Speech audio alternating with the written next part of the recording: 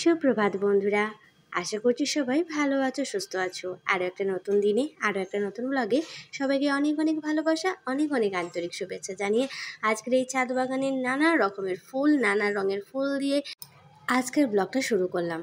সবাই নিশ্চয়ই ভালো আছো, সুস্থ রয়েছো, আমরাও রয়েছি। কিছুক্ষণ আগে বৃষ্টি হয়ে গেল, আর এই বৃষ্টি ভেজা ফুলগুলো দেখতে আমার বেশ ভালো লাগে।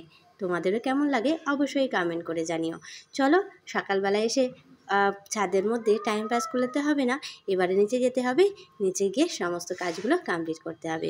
তো এই দেখতেই পাচ্ছ একদম গাছের গোড়াগুলো জলে জল হয়ে আছে, আর ফুলগুলো অনেক অনেক ফুটলে আরও বেশি সুন্দর লাগতো, কিন্তু এই বর্ষার জন্য অল্প অল্প করে ফুটছে, আর রোদের তেজটা খুব একটা নেই। আর রোদ পড়লেই তবে এই রঙিন ফুলগুলো সুন্দর করে ফোটে, তো সেই জন্য একটু অসুবিধা হচ্ছে। কাগজ ফুলগুলো তো আর কথাই নেই, আজ কতদিন ধরে সুন্দর করে ফুল দিয়েই যাচ্ছে। প্রকৃতি শুধু দিয়েই যায়, আর আমরা শুধু সেখান থেকে নিয়ে যাই। চলো, ওখান থেকে বকবক বন্ধ করে এবারে চলে এলাম সোজা রান্নাঘরে। এসে চাটা বসিয়ে দিয়েছি, এই যে একটু আদা দিয়েছি, যেহেতু বৃষ্টি হচ্ছে গলাটা একটু খুসখুস করছে, তো সেই জন্য একটু আদা দিয়ে আজকে একটু চা করতে বললো। তো চলে এলাম, ভালো করে এটা ধুয়ে নিই। এটা রেখে দিয়েছিলাম অনেক দিন ধরে, তো এটা আমার নতুন তো, আর সেই জন্য একটু ব্যবহার করার আগে সুন্দর করে ধুয়ে নিলাম। তো চলো এবারে চাটা বসিয়ে সকালের চা আর বিস্কুট দিয়ে আজকে সকালটা শুরু করে দিই। আর এই আগাগোড়া আমি চা ঢালার সময় আমার চা ঠিক পড়েই যায়। এটা প্রথম দিকে কেন যে হয় বুঝি না। আসলে সসপ্যান হলে সামনের দিকটা একটু ছুঁচ মতন হয়, তো সেখান থেকে ঢালতে বেশ সুবিধা হয়, কিন্তু এই একটা বাটি মতন তো, এখান থেকে চা ঢাললেই সবসময় শুধু পড়ে যায়। চলো, দুটো বাটিতে ভরে নিলাম।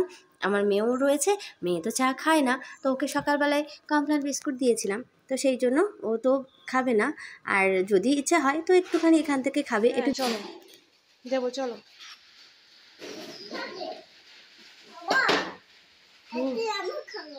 বেশ, তুমি খাবে।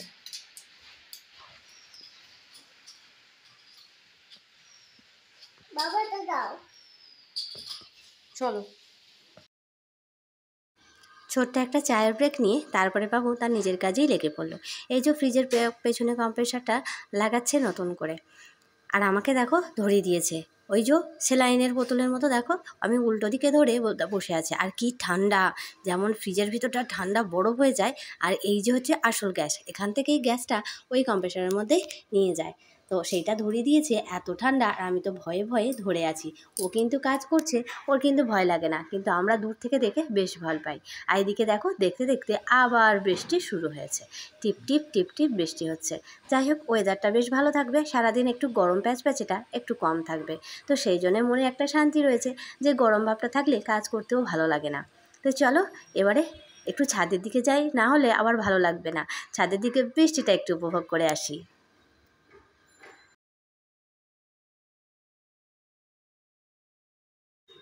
বৃষ্টির জল পেয়ে ফুলগুলো আবার কেমন একটা হয়ে গেল, কেমন ন্যাতা ন্যাতা হয়ে গেছে। খুব সূক্ষ্ম সূক্ষ্ম ফুল তো, একটু রোদ হলে যেমন একদম মুছিয়ে যায়, তেমনি একটু জল পড়লো আবার কেমন একটা ন্যাতা ন্যাতা মতন হয়ে গেল গাছের।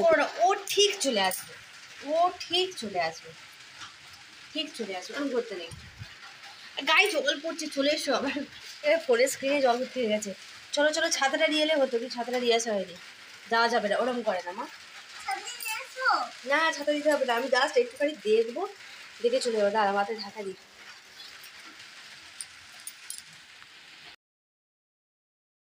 গাছগুলোর গোড়ায় একদম জল দাঁড়িয়ে যাচ্ছে, ওই জন্য একটু ভয় পাই যে গাছের গোড়াটা পচে গেলে গাছগুলো মরে যাবে। তো চলো নিচে চলে এলাম। ওদিকে বাবু কাজে যাওয়ার জন্যই ছটপট করছে যে ওকে আবার বার হতে হবে, আবার বৃষ্টিটা এসে গেল, সেই জন্য আর যেতে পারলো না। তো ওর সঙ্গে ওই বিষয়ে কথা বলছিলাম। এখন বাজে প্রায় 10:30, তো জল তুলতে হবে, তো জলের লাইনটা দিয়ে দিয়ে চলে এলাম রান্নাঘরে। মামামের জন্য একটু কলা দিয়ে একটু সুজিটা বানাবো বলে। এই কলা দিয়ে সুজিটা, এমনি কলাটা না পুরোটা খেতে পাচ্ছে না, আবার হাফটা রেখে দিলে মানে নষ্ট হয়ে যাবে, সেই জন্য কলাটা কী করছি সুজির সঙ্গে দিয়ে দিচ্ছি, দিলে একটু খাওয়াও হয়ে যাবে। এদিকে রাত্রিবেলায় একটু ডাল ভিজিয়েছিলাম, তো ভাবলাম যে ঝিঙে আছে, তো ঝিঙে আলু ঝোল করে ওর মধ্যে যদি একটু ছোট ছোট করে এই ডালের বড়া তৈরি করে দিই তাহলে বেশ ভালো লাগে। তো কেমন হয়, আমি না ইউটিউবের মধ্যে দেখেছিলাম, এটা সেটা মুসুর ডাল নয়, সেটা অন্য কী বেশ ডাল, ছোলার ডাল না কী ডাল, সেই দিয়ে সেই জল বড়া বলে না, সেরকম করে ঝিঙের তরকারি দিয়ে মানে করেছিল, কিন্তু পারবো না, সেরকম তো করতে পারবো না।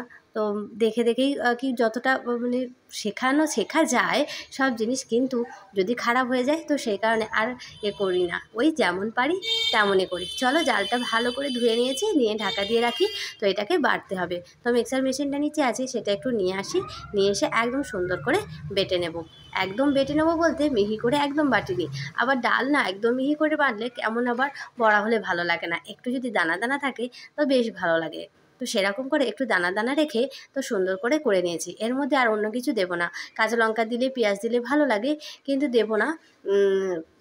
মামার জন্য ওই যে খেতে গিয়ে যদি আবার লঙ্কা পড়ে তখন আর খেতে চাইবে না, একটুখানি যদি খুঁতো হয়ে যায় না সেই খাবারটা আর খেতে চায় না। তো সেই জন্য আমরাও একটু লঙ্কাটা কম ব্যবহার করি।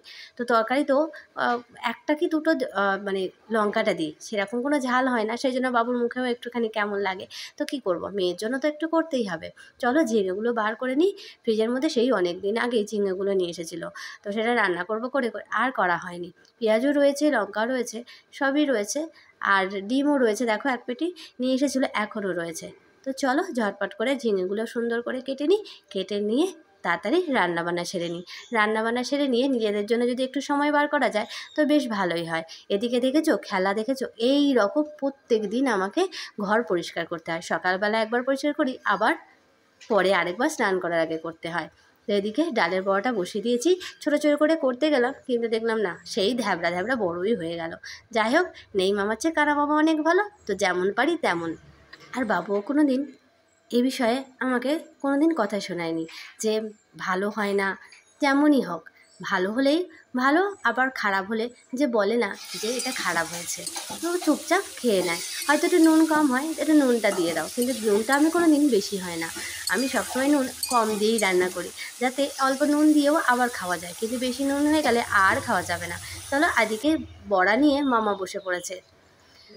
ওকে বললাম না একটু লঙ্কা দিলে ও খেতে পারবে না, আবার ওই খাবে না, আবার যদি লঙ্কা যদি ছাড়া দেওয়া হয় তো ও বেশ খেয়ে নেয়। বেশ টুকুর টুকুর করে বড়াগুলো ভাজা বেশ সুন্দর করে খেয়ে নিচ্ছে। চলো এবার ওপরের দিকে যাই। আমি শুধু কথায় কথায় চলো কথাটা বলে ফেলছি, যাই হোক একটু ক্ষমা করে দিও। সুন্দর করে বারান্দাটা মুছে নিয়েছি, ওর খেলাগুলো এত নোংরা করেছিল কি বলবো। তো সেগুলো করে নিয়ে বাবুর এই জামা কাপড় ছেড়ে দিয়েছিল কালকে রাতের বৃষ্টির জন্য, তো সেটা কেচে নিয়ে একবারে স্নান খাওয়া দাওয়া সেরে একদম বিশ্রাম নিতে বসে পড়েছি। ওদিকে বাবুও চলে এসেছে, আর ওইখানটা দেখো একটা পাখির বাসা হয়েছে।